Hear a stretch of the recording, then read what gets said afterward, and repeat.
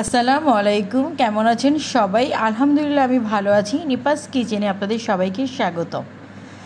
আজ আমি চিত্রটি পিঠা নিয়ে হাজির হয়ে গিয়েছি। আর এই চিত্রটি পিঠা বানাতে আমার কি কি উপকরণ লাগছে চলুন যেয়ে দেখি। এখানে আমি ভাতের চাল নিয়ে নিচ্ছি 1 মগ।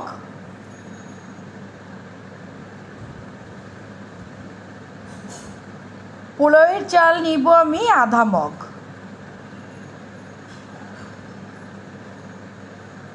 দুইটাকে আমি ভালো করে মিশিয়ে নিচ্ছি। এখন আমি চালটাকে ভালো করে ধুয়ে নিব।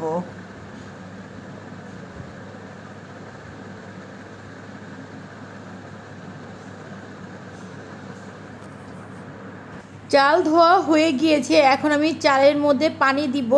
আর আমি এমন পরিমাণ পানি দেব যেন চাল পানিতে ডুবে থাকে।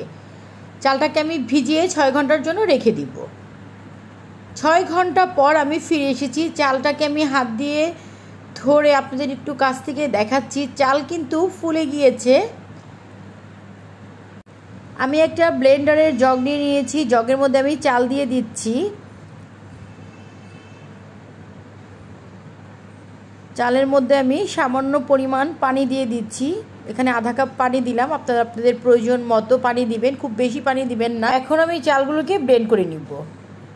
চালগুলো ভালো করে আমার ব্লেন্ড করা হয়ে গিয়েছে। এখন আমি দিয়ে দিচ্ছি স্বাদ মতো লবণ, দিয়ে আমি ভালো করে মিশিয়ে নিচ্ছি।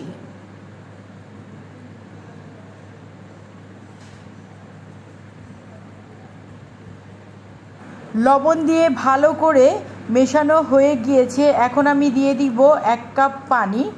আর এখানে অনেকেই পানির পরিবর্তে ডিম দেয়, কিন্তু আমি এখানে কোনো ডিম কিংবা কোনো আদা বাটা ব্যবহার করছি না। গ্রামে আমার চাচি ফুপুরা তারা কিন্তু আমি যেভাবে করে বানাচ্ছি তারা কিন্তু ঠিক এভাবে করেই কিন্তু চিত্রটি পিঠাটাকে বানায়। পানিটা কিন্তু এমন পরিমাণ দিতে হবে, পানিটা কিন্তু খুব বেশিও দেওয়া যাবে না, আবার একদম কম দিলেও হবে না। আমি একটু আপনাদের দেখিয়ে দিচ্ছি গোলার যে ঘনত্বটা সেটা কেমন থাকবে। চিত্রটি পিঠার গোলা রেডি হয়ে গিয়েছে। চুলায় আমি একটা ফ্রাই প্যান গরম দিয়ে দিয়েছি। আপনারা চাইলে আপনাদের পছন্দ মতন যে কোনো কড়াইতে বানাতে পারেন।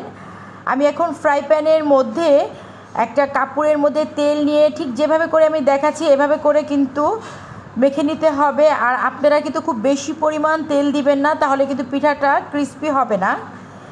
ফ্রাই প্যানটা গরম হওয়া পর্যন্ত আমি অপেক্ষা করছি। ফ্রাই প্যান গরম হয়ে গিয়েছে। আর আমি যে গোলাটা করেছি সেই গোলার বলটা হাতের কাছে নিয়ে নিলাম। আমি হাতটাকে উপর থেকে যেভাবে করে ছাড়ছি ঠিক এইভাবে রশির মতো পড়লে তাহলে কিন্তু গোলাটা পারফেক্ট হয়েছে। আমি একটু দেখাচ্ছি আমি কীভাবে করে ছাড়ছি। আপনারা চাইলে ঠিক এই কাজটা কিন্তু কোনো একটা প্লাস্টিকের বোতলে করে ছিদ্র করেও করতে পারেন। আমি এভাবে করে করছি। আমি একটু ছিটা দিয়ে দিলাম যেহেতু এটা ছিট পিঠা। এখন আমি ঢাকনা দিয়ে ঢেকে দিব। চুলার আঁচটা কিন্তু মিডিয়াম হিটে আছে।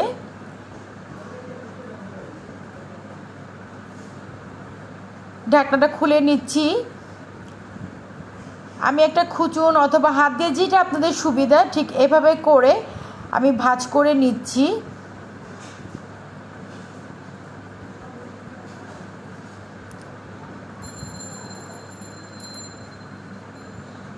পিঠা কিন্তু হয়ে গিয়েছে, আমি এটা তুলে নিচ্ছি। ঠিক একই পদ্ধতিতে আমি আরেকটা পিঠা ছাড়বো। আর আমি কিন্তু তাওয়া পরিষ্কার করে নিয়েছি। এক একটা পিঠা হতে 1.5 মিনিট সময় লাগে। আমি প্রথম পিঠাটা যেভাবে ছেড়েছিলাম ঠিক এই পিঠাটাও সেভাবে করেই ছাড়ছি।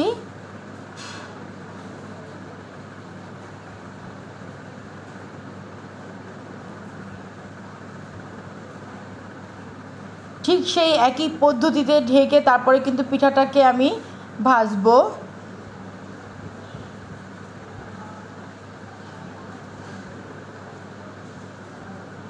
আপনারা চাইলে কিন্তু এভাবে করেও খেতে পারেন। আমি ছোটোবেলা থেকে দেখে এসেছি চিত্রটি পিঠাটা বানানোর পরে এভাবে করে ভাঁজ করে ত্রিভুজের মতো করেই কিন্তু চিত্রটি পিঠাটা খেতে দেয়।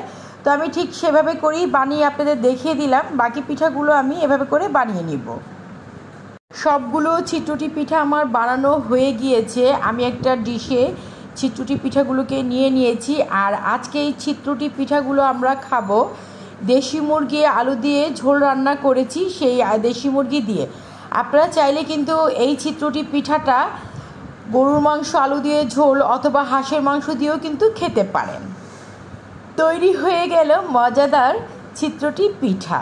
আমার রেসিপিটি যদি আপনাদের ভালো লেগে থাকে তাহলে অবশ্যই বেশি বেশি করে ফ্যামিলি ফ্রেন্ডদের সাথে শেয়ার করবেন। আর যারা এখন পর্যন্ত আমার চ্যানেলটি সাবস্ক্রাইব করেননি তারা অবশ্যই সাবস্ক্রাইব করবেন। ধন্যবাদ।